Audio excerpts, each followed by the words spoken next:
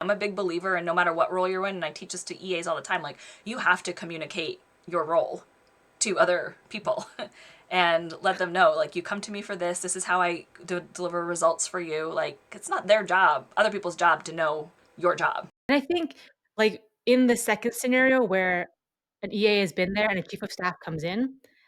like, where I've seen this be successful, if the principal, like, outlines to has the conversation with those 2 people. So they have that three-way conversation, but then messages, like, in an email or a leadership meeting or whatever, to the rest of the team, like, "Hey, here's what these 2 roles are, and here's why I brought in a chief of staff." I think that helps people